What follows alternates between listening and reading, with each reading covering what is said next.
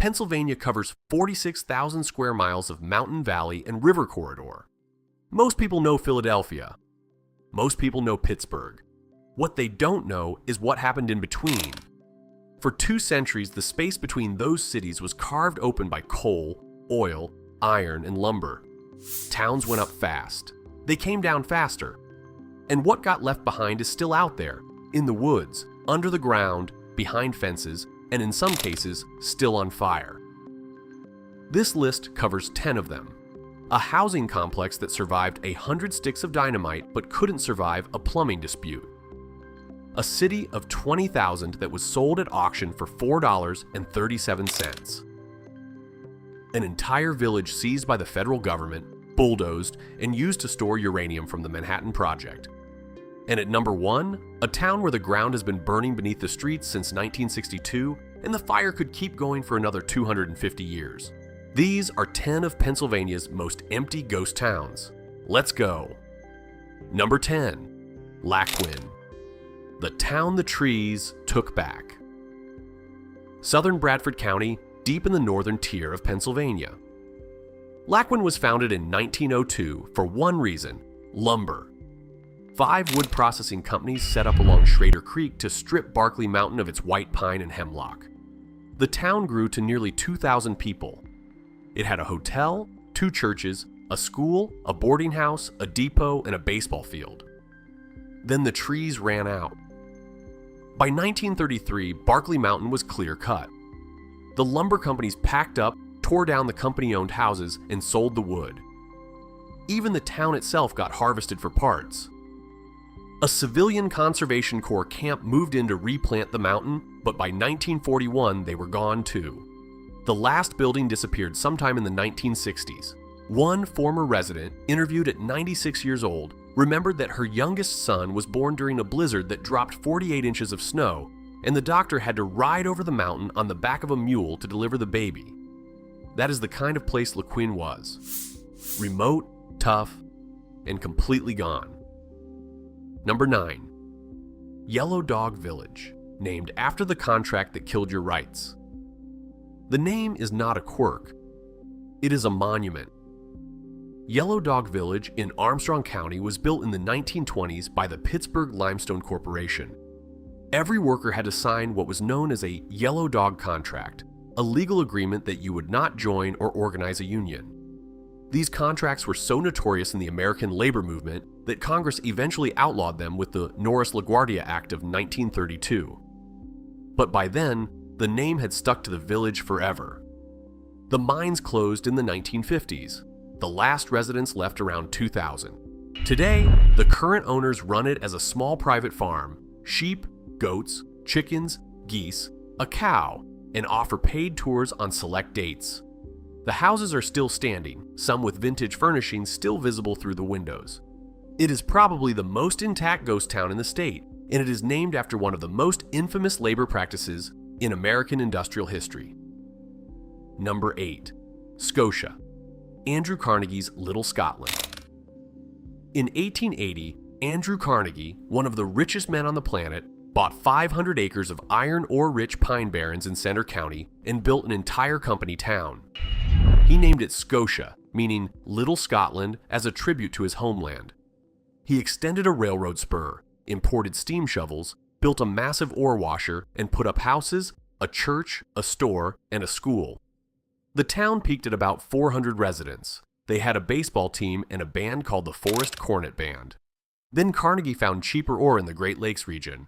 He sold Scotia in 1899. The mines closed by 1911. The federal government spent $500,000 to reopen them during World War II. The ore was deemed inadequate. They shut it down again.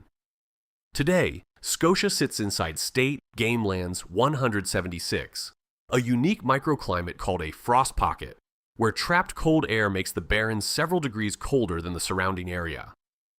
The concrete foundations of Carnegie's ore washer still rise from the forest floor. And there is a persistent local legend about the Black Ghost of Scotia, a figure reportedly connected to a miner who was publicly hanged in 1911, with sightings peaking every year around April 25th. Carnegie built his Little Scotland. the forest took it back and added a ghost story. Number 7. Roush Gap, the ghost town on the Appalachian Trail. To reach Roush Gap, you hike 3.5 miles along the Stony Valley Rail Trail into St. Anthony's Wilderness, the largest roadless area in southeastern Pennsylvania. There is no vehicle access. There is no shortcut. You walk in or you don't go. What you find when you get there is not much. Stone foundations, ruined wells, and a cemetery. The town started around 1828 when Dr. Benjamin Kugler opened a coal mine on the slopes of Sharp Mountain in Lebanon County. By 1850, a railroad pushed up the valley, and Roush Gap became a rail center with company offices, repair shops, and roughly 1,000 residents. English and Irish immigrants did the dangerous underground work. But the coal didn't last. By 1875, fewer than 100 people remained. Around 1883, the railroad company tore down most of the buildings. By 1910, everyone was gone. The Roush Gap Cemetery has only 3 headstones with legible inscriptions. All 3 are dated 1854, one for a 1-year-old girl, one for a 52-year-old English worker, and one for Andrew Allen, a 30-year-old immigrant killed in a mining accident. But as many as 100 bodies may lie in unmarked graves beneath that forest floor. Today, Roush Gap is a stop on the Appalachian Trail with a shelter and a spring nearby. Most hikers pass through without knowing they are walking over a town. Number 6. Eckley Miners Village, the coal town saved by Sean Connery. In 1968, Paramount Pictures needed a location to film The Molly Maguires, a drama about Irish coal miners starring Sean Connery and Richard Harris. They found Eckley, a tiny patch town in Luzerne County built in the 1850s by a mining company. The town was so perfectly preserved, so unchanged from the 1870s, that the only modifications the film crew needed to make were removing television antennas and burying the electric wiring. Everything else already looked like 1870. The film was a box office failure, but it saved the town. Pennsylvania's Historical and Museum Commission took over the site after production wrapped, and Eckley became a museum. The wooden miners' houses, the churches, the company store, the superintendent's home, all preserved and interpreted. A handful of private residents still live in some of the buildings. If you're enjoying this so far, hit that thumbs up, because from here, these towns didn't just fade, they were erased. What makes Eckley different from every other entry on this list is that it is not dead. It is a ghost town that got a second life because Hollywood showed up, shot a movie nobody watched, and accidentally made it too famous to demolish. The village was slated for neglect and slow disappearance. Instead, it became a state historic site. Sean Connery didn't save the town on purpose, but he saved it. Number 5. Frick's Lock, the town that nuclear power killed. Here is the image. On one side of the Schuylkill River, a cluster of stone houses dating to the 1700s, including the oldest house in Chester County, built in 1752. On the other side, the cooling towers of the Limerick Nuclear Power Station. That is Frick's Lock. The village grew around Canal Locks number 54 and 55, built on John Frick's farmland in the 1820s. The Schuylkill Canal opened in 1824 and the village thrived. The canal closed in 1930 and the village shrank. But people stayed. They farmed. They lived quietly. Frick's Lock survived the Depression, 2 world wars, and the decline of the railroad. What it could not survive was a nuclear power plant. In 1969 and 1970, Philadelphia Electric Company acquired all the land around the planned Limerick station. Federal regulations prohibit residential use within 2,500 feet of a nuclear facility. By the time the station went online in the mid-1980s, every resident was gone. There are conflicting accounts of how, some sources say fair buyouts, others describe 48-hour eviction notices. Frick's Lock was added to the National Register of Historic Places in 2003. A $2.3 million restoration followed. Today, the East Coventry Historical Commission offers free guided tours on select dates, led in part by sisters from the Elliott family who grew up in the village. Penny Elliott was 9 years old when her family left. She kissed the walls of her childhood home goodbye. Decades later, she came back as a volunteer tour guide, walking strangers through the boarded-up village she once called her Garden of Eden. Number 4. Concrete City. The neighborhood that dynamite could not kill. They tried 100 sticks, barely left a mark. Concrete City sits on the outskirts of Nanticoke in Luzerne County. 20 duplex buildings made entirely of poured concrete infused with coal cinders, crude oil, and iron rebar. The Delaware, Lackawanna, and Western Railroad built them in 1911 for employees of the Truesdale Colliery. Rent was $8 a month, but you had to speak English and hold a high-value position at the mine. The complex had a central courtyard with tennis courts, a swimming pool, and a baseball field. It was called the Garden City of the Anthracite region. There was one problem: no indoor plumbing. Residents shared poured concrete outhouses behind each building. When the local township demanded a modern sewer system in 1924, the Glen Alden Coal Company did the math. Retrofitting plumbing through solid poured concrete was essentially impossible without tearing the buildings apart. The estimate came in at $200,000. The company refused. They evicted everyone and abandoned the complex. Then they tried to demolish it. 100 sticks of dynamite were detonated inside one building. The concrete barely chipped. Demolition would have cost as much as the plumbing. So they walked away and left it standing. That was 1924. A century later, all 20 shells are still there. Roofless, graffiti-covered, rebar hanging from the ceilings, but standing. The Pennsylvania Historical and Museum Commission designated it a historic site in 1998. It was supposed to be the housing of the future. It outlasted everything around it. And the reason it was abandoned in the first place was toilets. Number 3. Pithole City. The city. Sold for $4.37. In May 1865, this was empty farmland in Venango County. By December, it was a city of 20,000 people. That is not a typo, 20,000 in 7 months. The Fraser Well struck oil on January 7, 1865. The Civil War was ending, veterans had cash and no prospects. Within weeks, speculators, drillers, gamblers, and saloon operators were pouring into the Allegheny Valley. By summer, a town was laid out on the Holmden farm. By fall, Pithole had 54 hotels, 3 churches, a daily newspaper, a theater with 1,100 seats, and the third busiest post office in the entire state of Pennsylvania. At peak production, the wells around Pithole were producing roughly 1/3 of all the oil in the world. The world's first oil pipeline was built here in 1865, a 2-inch iron line running 5 miles from the Fraser Well to a railroad station. Then the oil slowed. Prices crashed from $12 a barrel to $1.35.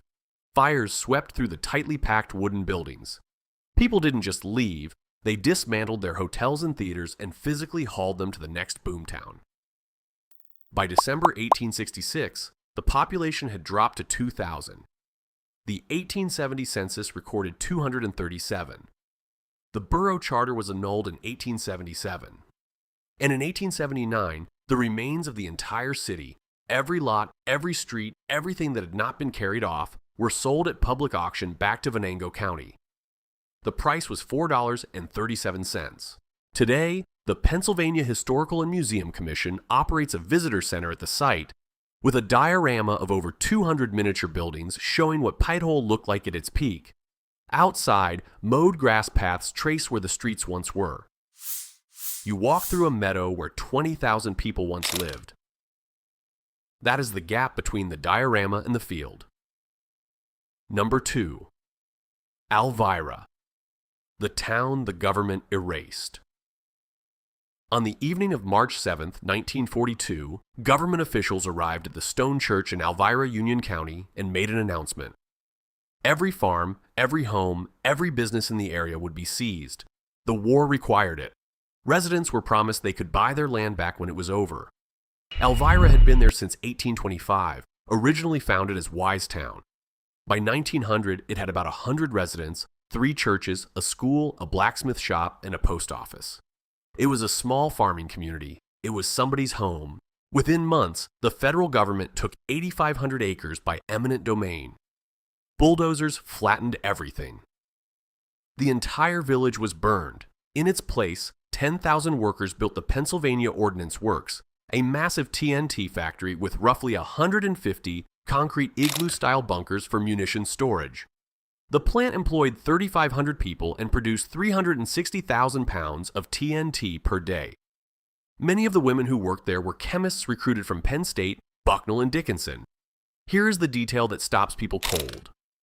A declassified Department of Energy memo from 1987 confirmed that approximately 100,000 pounds of uranium metal turnings, waste from the Manhattan Project, were stored in 4 of those bunkers between 1943 and 1944. Bunkers 112, 120, 137, and 146. The factory operated for about 11 months before being deemed unnecessary. After the war, the promised return of land to original owners never happened. 4,000 acres became Allen Wood Federal Prison. 3,000 acres became State Game Lands 252. 400 acres went to what is now Pennsylvania College of Technology. The one building the government did not destroy was Christ Lutheran Church. It is now inside the walls of the federal prison. The inmates use it. One researcher recorded that his great-grandmother refused to leave Alvira. She was physically carried off her porch while still sitting in a rocking chair. The government promised the people of Alvira they would get their land back. They lied. Number 1. Centralia, the town that has been burning for over 60 years. You drive in on Route 61 and what you see first is the grid. Streets, paved, maintained streets with intersections and curbs, going nowhere. No houses, no stores, no people. Just the geometry of a town with nothing on it. Grass grows where living rooms used to be. Sidewalks end at empty lots. A fire hydrant stands on a corner with nothing left to protect. Then you notice the ground. In certain spots, it is warm to the touch. In winter, snow melts in patches where it shouldn't. Steam rises through cracks in the pavement and drifts across abandoned roads. The air carries a faint smell of sulfur. Something is wrong here, and you can feel it before anyone explains what it is. What it is a coal mine fire. It started in May 1962 at an abandoned strip mine that the borough was using as a garbage dump. Burning trash ignited an exposed coal seam, and the fire dropped into the labyrinth of mines beneath the town. It has not stopped since. At the heart of the fire, temperatures exceed 1,000 degrees Fahrenheit. Lethal concentrations of carbon monoxide and other gases have seeped through the rock into basements, into streets, into the air that people were breathing in their own homes. In 1981, a 12-year-old boy named Todd Domboski was standing in his yard when a sinkhole 4 feet wide opened beneath his feet. He dropped into a steaming hole roughly 150 feet deep. His cousin pulled him out. That incident brought national attention. At its peak in the 1890 census, Centralia had 2,761 residents, 5 hotels, 7 churches, 27 saloons, a bank, a post office, and 14 general stores. By the 1960 census, the population was under 1,500. The anthracite economy had been declining for decades. The fire was a disaster piled on top of a slow economic death. In 1992, the Commonwealth of Pennsylvania claimed all properties under eminent domain. Every building was condemned.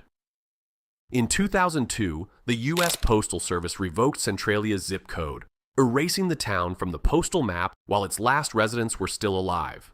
A 2013 settlement allowed the remaining handful of holdouts to stay in their homes for as long as they live, after which their property rights will be taken.